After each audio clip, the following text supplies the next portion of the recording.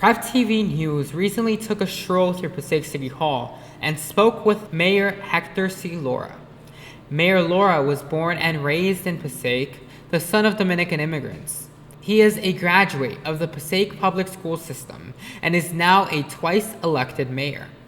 He discussed with Prep TV reporter Brian Perez what it's like being mayor, the future of Passaic, and how deep commitment to his family influenced his life.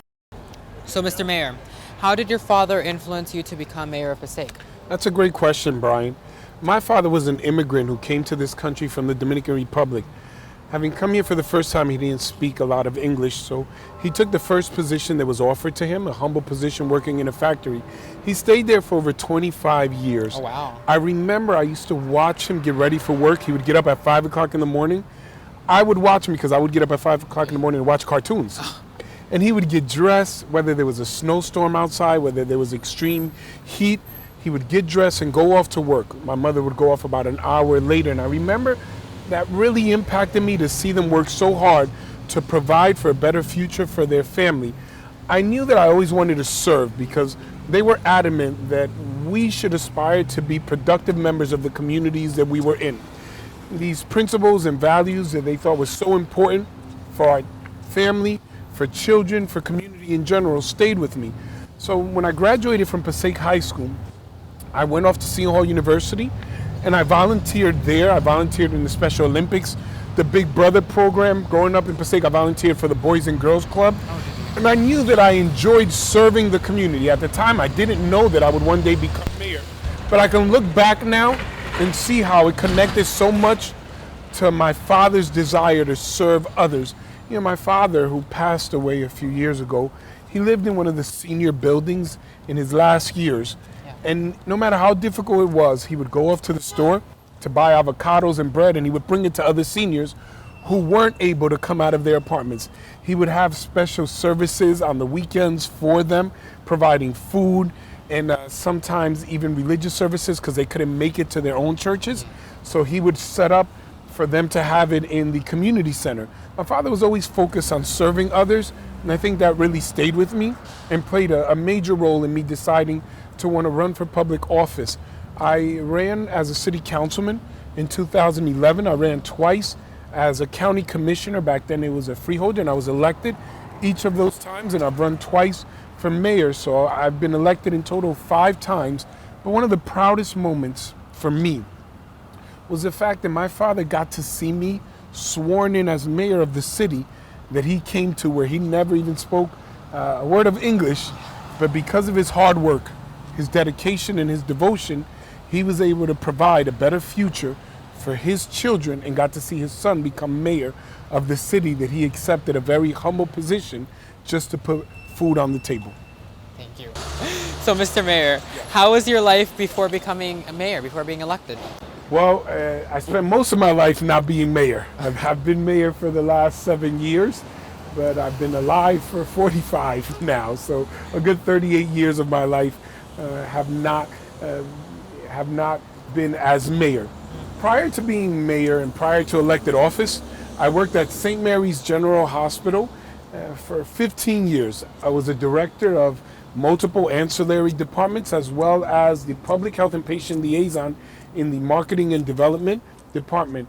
I also led a children's ministry in the city of Passaic with over 150 children, and I had continued in volunteer work. So prior to entering the public sector, I worked in the private sector.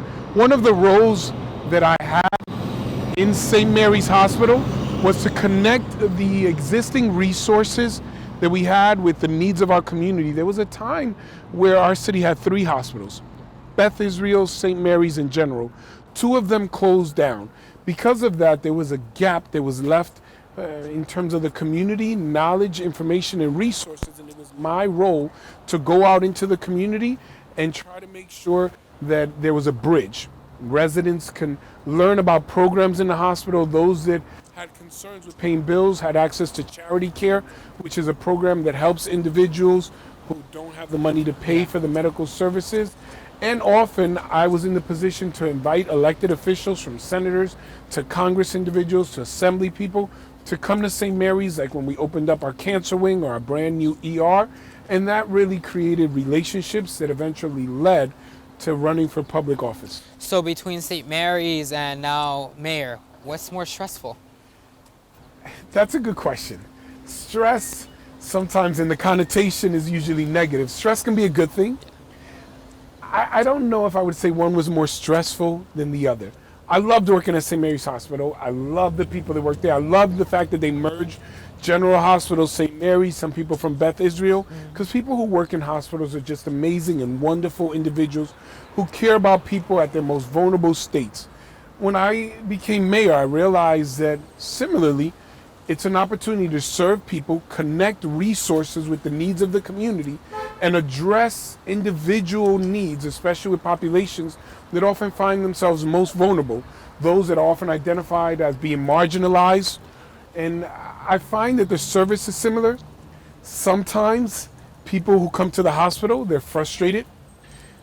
Sometimes they have to wait, whether they're waiting to enter into an emergency room, to be seen or triaged, whether they're waiting for a bed, and sometimes that frustration can be expressed. Similarly, in government, sometimes people show up to City Hall frustrated. Frustrated about the services they're not receiving, frustrated about a ticket that they did receive, sometimes frustrated with a bill, not a medical bill, but a tax bill. So I try to approach both of them similarly in understanding that I chose this field. I love being mayor. I love serving people. So when someone comes to me and they're angry, they're frustrated, they're hurt, or there's a lot to do, honestly, I consider it a blessing because I have a job, or what I call an opportunity to serve, and I enjoy it. I do find that as mayor, I'm busier because I'm mayor 24 hours a day. When I was working at St. Mary's Hospital, when my shift was done, there was somebody else to take it over. I don't usually get someone to say I'm taking over your role at 11 o'clock at night, go to sleep. So if there's a fire at 1 in the morning, if there's an unfortunate incident that occurred at 3 o'clock in the morning, I have to be the mayor at that time. So I can say I'm busier, but because I love being mayor, I don't consider it to be negative stress. I consider it to be an amazing, motivating, and inspiring experience to serve others, and I love doing it every single day. So you had mentioned that one of your proudest achievements or one of your proud moments is seeing your father being your father seeing you being sworn in as a mayor of Passaic. Aside from that, what are some of the proud achievements you've accomplished here in our city? Thank you, Brian. That's a great question. And yes, again, I'll reiterate, it meant so much that my father can see me be sworn in, but more importantly, that he would know that beyond that, there would be work that people can point to and say, this work made a difference. When I was able to take a property off of the tax rolls and designate it as our Dignity House, a central location to provide resources for our homeless population, those who are facing long-term homelessness or severe homelessness, and those who are temporarily homeless, that was an achievement in my mind that really meant a lot. We worked in a collaborative effort. When I presented this vision to my colleagues on the city council in order to take this property, there was a little bit of concern of what the impact would be on the community. But we've been able to secure funding and provide assistance to homeless individuals.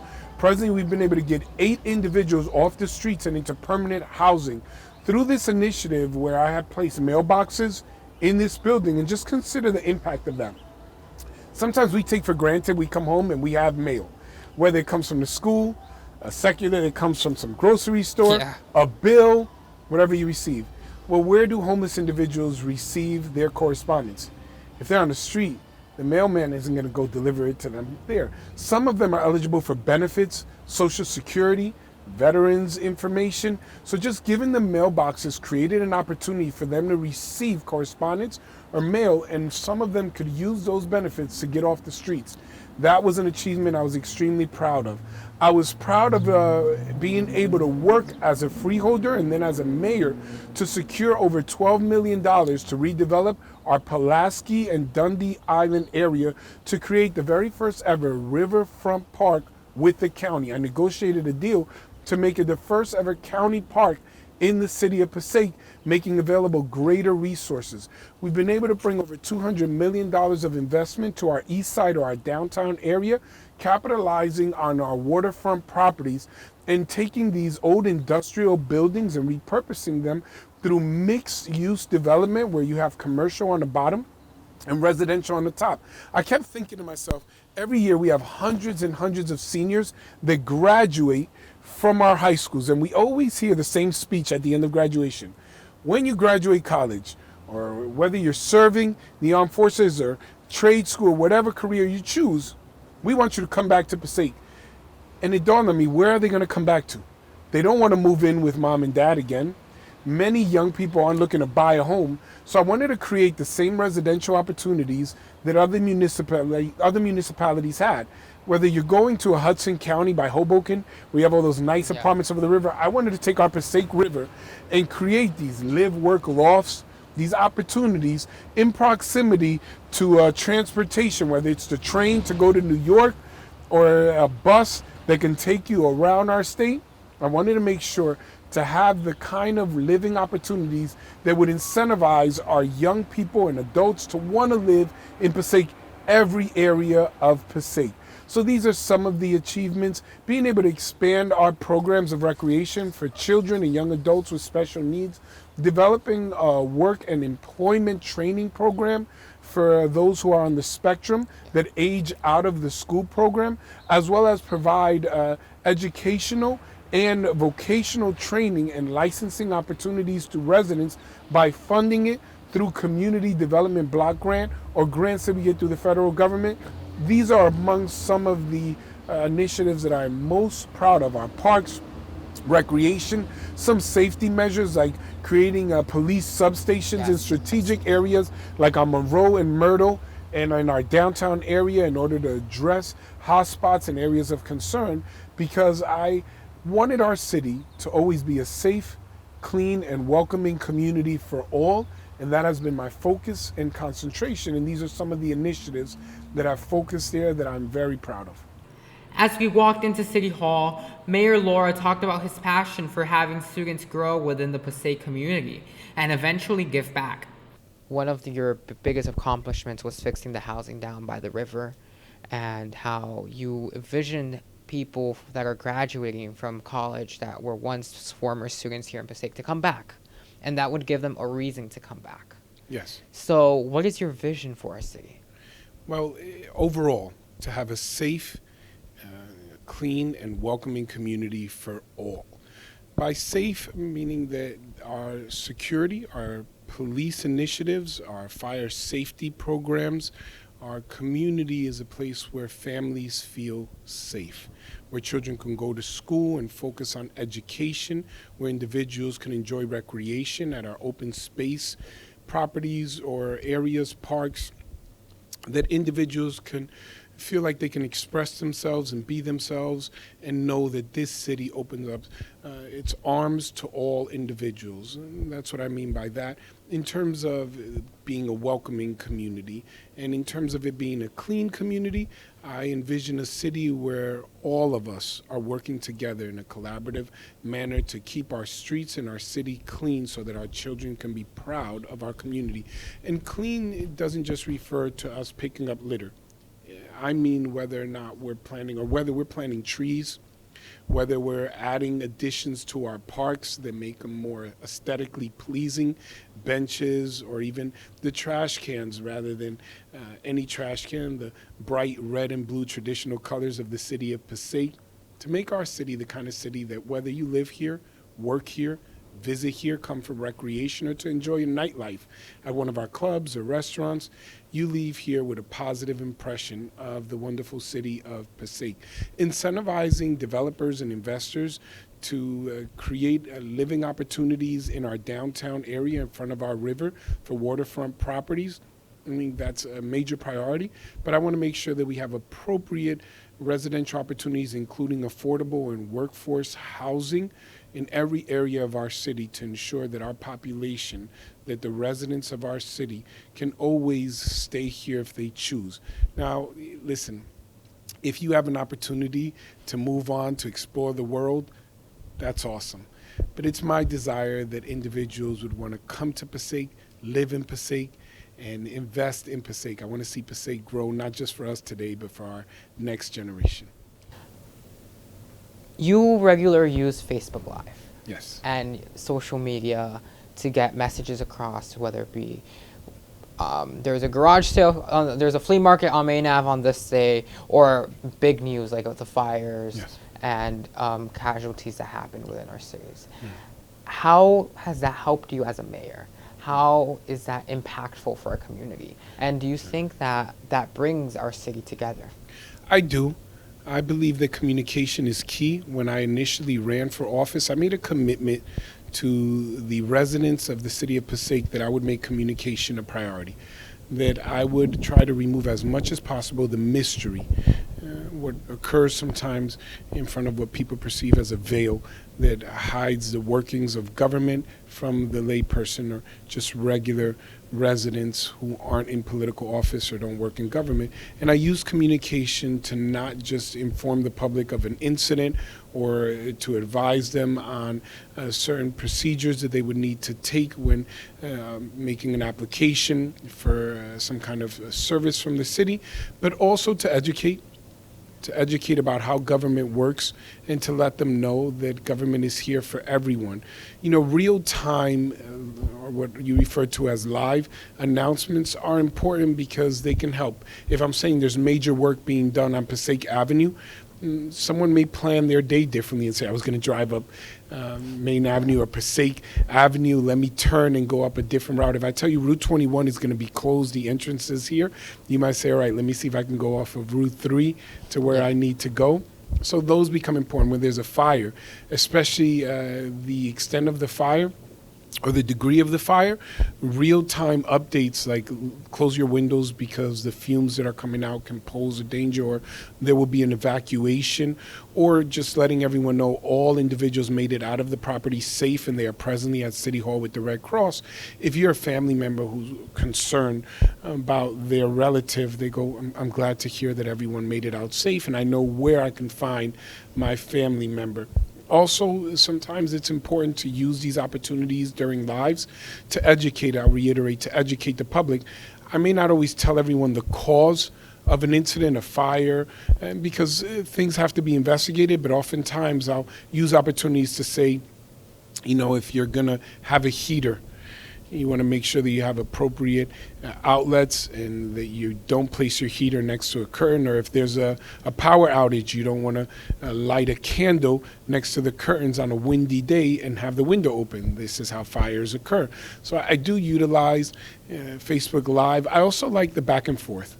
I like the fact that individuals can feel that they can ask me a question and I can respond immediately. And I will admit to you, I think it's a unique opportunity to share your personality and who you are.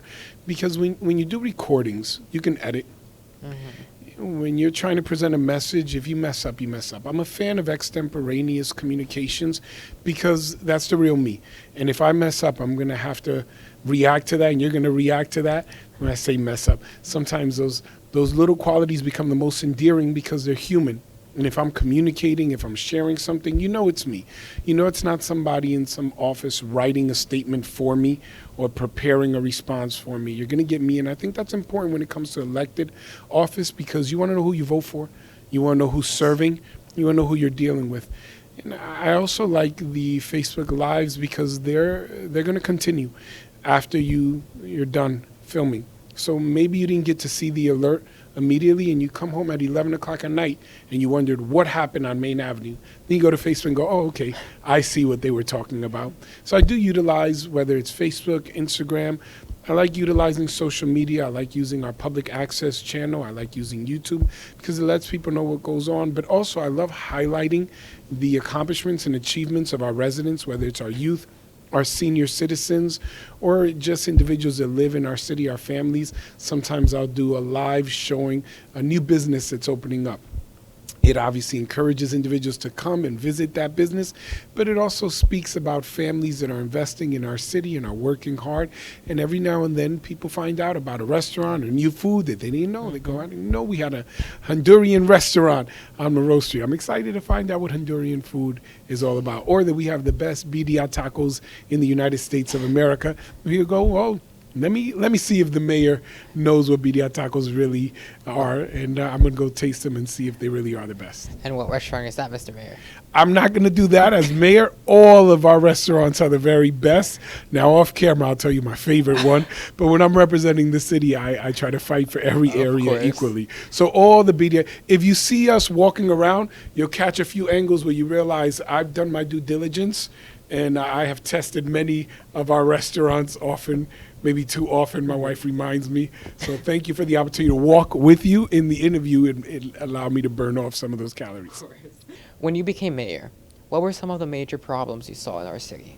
Well, there were some challenges. Again, one of them was communication. I felt that we didn't have enough communication to the residents and to those who work in our city and to those who come and visit. I'll give you an example. When individuals found out late that the school would be closed, because of a snowstorm or a weather condition or some incident, any extenuating circumstance that resulted in school closing, that affects your life, whether or not you're going to have babysitters, if you're going to stay home, or whether you're going to go to work and your children are going to stay home. That impacts so many different aspects of your life. And I wanted to push, not just through City Hall, but working with my colleagues in the Board of Education to say, let's communicate, let's get information out as fast as possible to a very broad audience, because many individuals are impacted by our decisions. Another concern that I had was crime. I had a concern that there were specific areas. I was born and raised in Passaic, and I had concern that there were specific areas that I felt we weren't focused on. So I created initiatives like substations in areas where it would encourage more police presence through community policing, walking details, and have individuals see police.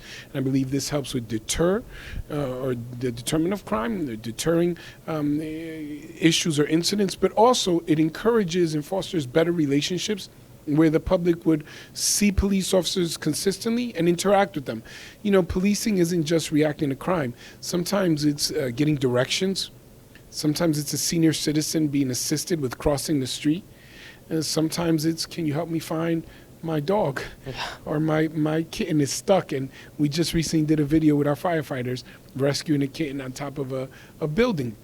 So public safety issues were concerned, and I wanted to have targeted policing in order to address those concerns. Recreation, I think that the previous mayor and administration did a fantastic job in expanding recreation and creating parks, but I wanted to create new opportunities for recreation that our residents and our youth hadn't been exposed to, like ice skating. Created the synthetic ice skating rink.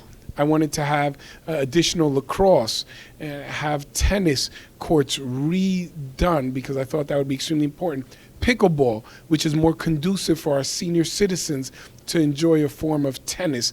I wanted to expand recreation opportunity for all segments of our population. That became exciting. I saw challenges with children with special needs and adults with special needs, especially with job opportunities. And I identified a gap in what we often refer to as aging out of services and programs, whether in the school or state programs, and adults who are on the spectrum.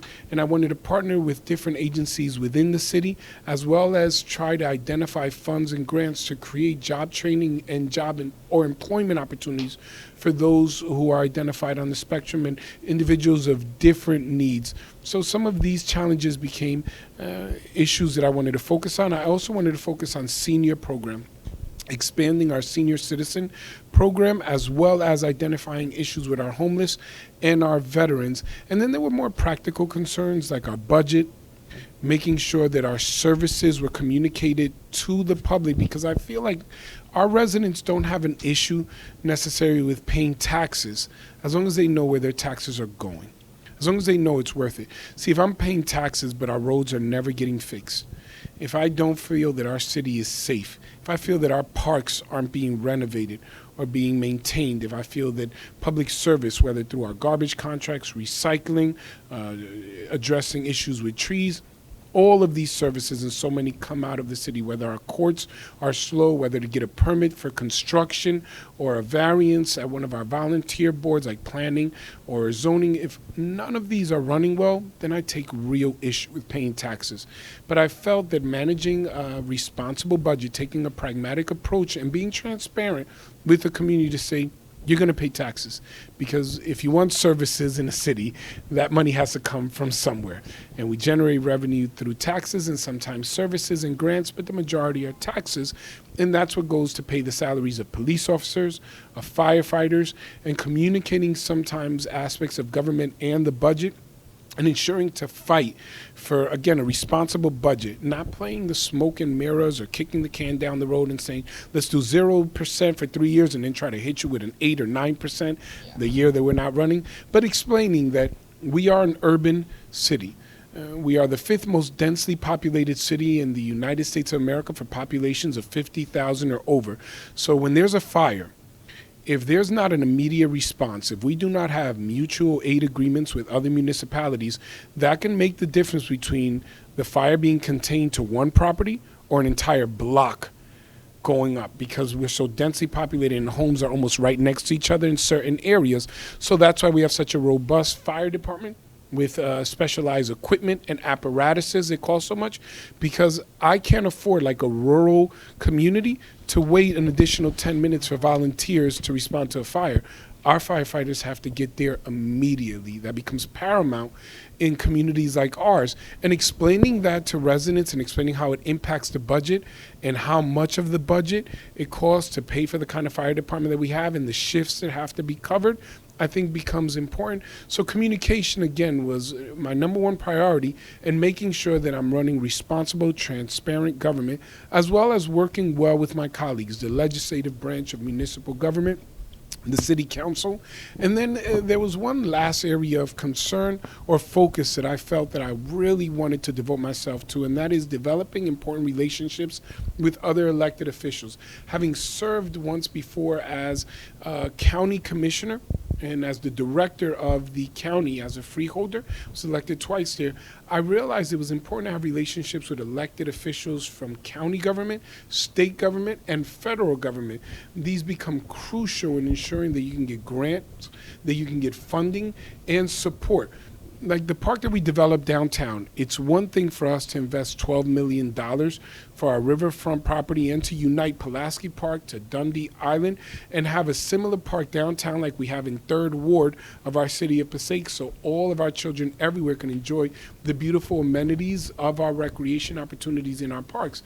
But it's another thing to keep it safe. And I realize that sometimes our police department is stretched thin, so partnering with the county sheriff, making sure it's a county park and that there's sheriff's presence will assist us in making everyone feel safe and addressing areas of concern when it comes to crime or vandalism. Do you plan on running in our next election? Not in our next election, but in my next election, because our next election is Board of Education. I say that just jokingly. We have so many elections in the city. I think the next one is in June for Assembly and Senate. No. And then in November, after that, we have Board of Education. And then we're going to have one in 2025, my next election. That I know I promised to be short. That's a difficult question. If the people of Passaic are pleased with the work that I am doing and there is support, yes, I will wish to continue to serve. I consider it a privilege and an honor to serve the residents of our city, and I consider it an honor to be the mayor of Passaic, but I don't take it for granted. I have said I want to continue to do this work as long as I can do it well and the people wish to support me. In fact, there's a specific sentence that I wrote myself when I first was elected, that I will tolerate politics for the sake of serving the people. But if that ever flips and I'm tolerating people for the sake of being a politician, it's time to go. To this day, I still love serving people. I love when someone calls me and says, I need help. I love getting a message, whether on social media. Sometimes they're positive, but I will admit I enjoy when people push back and say, Mayor, I don't think this is done well, because it's a challenge for me to say, all right, well, let's work together to make it done well. I still want to do this job. So if the residents of the city of Passaic will have me, and those who visit or work here think I'm doing a good job, then together If I hear their message and they say, Mayor, we want you, I'm going to fight to stay in this position. But I believe in the democratic process. I believe that individuals should run, and I welcome any individual that wishes to serve to seek public office, and we allow the public to choose. Thank you, Mr. Mayor, for your time, and thank you so much. Thank you. Thank you for the opportunity to speak with you and be with you today. Thank you. One thing's for sure, Mayor Lora is dedicated to improving conditions in the city he loves. For Prep TV News, this is Brian Perez reporting.